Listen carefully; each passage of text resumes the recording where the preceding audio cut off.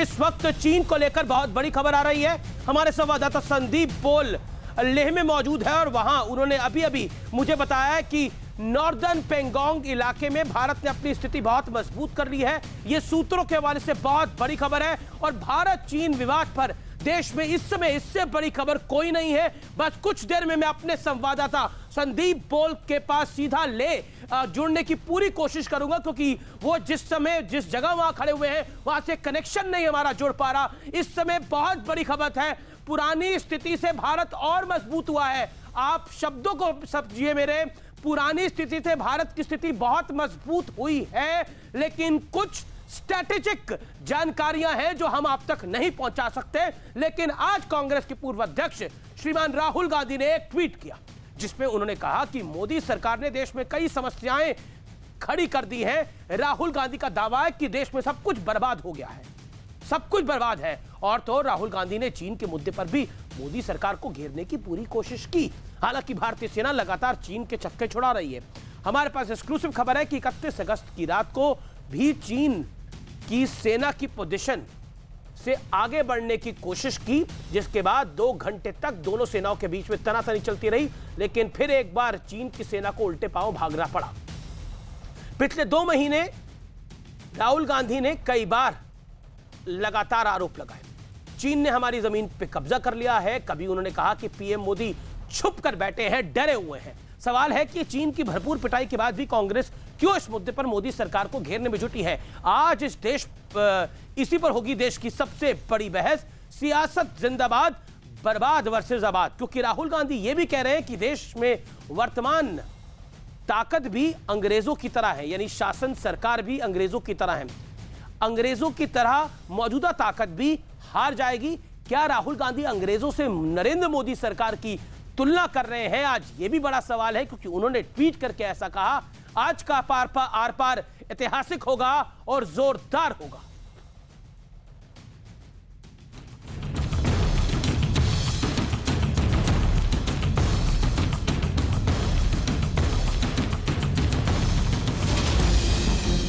GDP में -23.9% की ऐतिहासिक कमी, 45 साल में सबसे अधिक बेरोजगारी, 12 करोड़ लोगों की नौकरी चली गई, राज्यों को केंद्र से जीएसटी का बकाया नहीं मिल रहा, कोरोना के सबसे अधिक मामले और मौतें भारत में, हमारी सीमाओं पर बाहरी आक्रमण हो रहा है।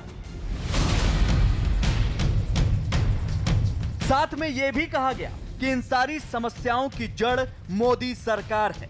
ये कोई साधारण सियासी हमला नहीं है। कुल मिलाकर देखें तो राहुल गांधी ने यह साबित करने की कोशिश की है कि मोदी सरकार के राज में देश में सब कुछ बर्बाद हो गया है।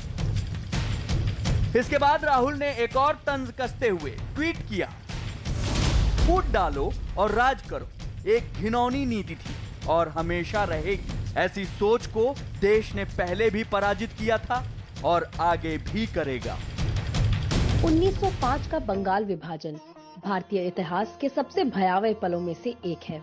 इस विभाजन का उद्देश्य था नफरत के जरिए भारत को सांप्रदायिक रूप से बांटना और जनता के सहयोग से आजादी के आंदोलन का नेतृत्व कर रही कांग्रेस की शक्ति को कम करना। अंग्रेजों वाली वही नीति आज भी अपनाई जा रही है, मगर जब अंग्रेजों का दाव उल्टा पड़ गया था तो वर्तमान ताकतों को भी मात ही मिलेगी। पर सवाल है, क्या वाकई सब कुछ वैसा ही है जैसा कांग्रेस बता रही है, या फिर ये सिर्फ सियासत है? क्योंकि चीन तो भारतीय सेना के हाथों पिटने के बाद कराह रहा है। ब्लैक टॉप से भारतीय सेना ने चीन के सैनिकों को खदेड़ दिया है। पिटने के बाद चीन बातचीत करने और भारत के साथ सीमा निर्धारित करने के लिए हाथ पांव जोड़ रहा है। चीन जिस जबान को जानता है, नरेंद्र मोदी जी को उसी जबान में बात करनी पड़ेगी। आज ताज्जुब की बात है कि नरेंद्र मोदी जी जिन सुर्ख आंखों की बात किया करते थे, आज उन्होंने अपनी आंखें बंद कर रखी हैं, अपने कान बंद कर रखे हैं। लगभग सभी समाचार पत्र और लगभग सभी चैनल बहुत विस्तार से सीमा पर हो रही घटनाओं का वर्णन कर रहे हैं और पूरे देश का मूड बता रहे हैं। सवाल है, कि जब चीन पर भारत का पलड़ा भारी है और पूरी दुनिया भारत के रुख का समर्थन कर रही है, तो ऐसे में कांग्रेस का मोदी सरकार पर वार क्या जायज है? आज इसी पर होगी देश की सबसे बड़ी बहस। सियासत जिंदाबाद, बर्बाद वर्सेस आबाद। और अब बर्बाद और आबाद वाली सियासत का विश्लेषण सुनिए। सरहद पर भारतीय सेना ने चीन को हद में रहना सिखा दिया है। सेना की मार के साथ चीन पर आर्थिक स्ट्राइक भी हुई है। आज ही कई सारे ऐप्स दोबारा बैन कर दिए गए हैं, उसमें पबजी भी बड़ा अहम है। पहली बार हर मोर्चे पर चीन पिट रहा है और भारत पीट रहा है। राहुल गांधी ने मोदी सरकार को अंग्रेजों जैसा कहा। क्या मोदी सरकार फूट डालो देश पे राज करो कर रही है, जैसा राहुल गांधी ने ट्वीट किया। लेकिन इस समय मैं भारत और चीन विवाद पर जो सबसे बड़ी खबर दिखाने जा रहा हूं, मेरे साथ हमारा संपर्क हो गया है संदीप बोल से। मैं किसी के पास इस समय नहीं जाऊंगा, सीधा संदीप बोल के पास जाऊंगा। लेह से हमारे साथ वो जुड़ गए हैं। संदीप बोल, बड़ी खबर क्या है इस समय, ये बताइए बॉर्डर से।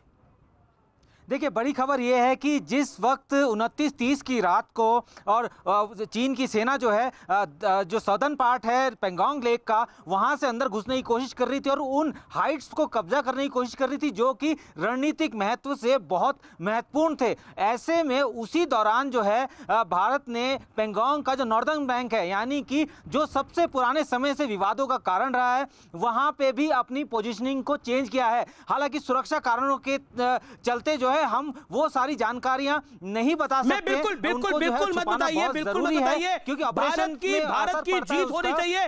स्ट्रैटेजिक जानकारी बिल्कुल देने की जरूरत नहीं है। हम उन चैनल्स की तरह नहीं है जो स्ट्रैटेजिक जानकारी को सार्वजनिक पटल पे लीक कर दे, क्योंकि ये बड़ी जानकारी है और बहुत बड़ी जानकारी है। व्यूअर्स, मैं आपको बता रहा हूं, इतनी बड़ी जानकारी है कि आपका सीना 56 इंच का हो जाएगा। इतनी बड़ी जानकारी है। भारत